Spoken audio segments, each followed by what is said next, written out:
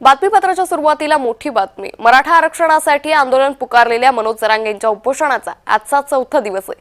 आजपासून जरांगेंचा आणखी कडक उपोषणाचा इशारा आहे। तर आजपासून पाण्याविना मनोज जरांगे हे आंदोलन करणार आहे।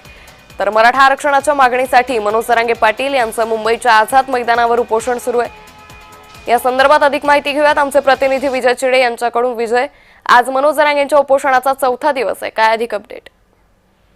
नक्कीच अंकिता, जर पाहिलं तर मनोज जरांगे पाटलांच्या उपोषणाचा चौथा दिवस आहे आणि मागील 3 दिवसापासून सरकारने या उपोषणाकडे गांभीर्याने न घेतल्यामुळे आता मनोज जरांगे पाटील यांनी आज सकाळपासून जे आहे ते पाणी सोडून कडक उपोषणाची भूमिका जी आहे ती घेतलेली आहे। आणि त्यामुळे आता आज सकाळपासून जर पाहिलं गेलं तर मुंबईत अनेक मराठवाड्यातून असून महाराष्ट्रातून नागरिक सुद्धा मुंबईमध्ये येत असल्याचे पाहायला मिळत आहे।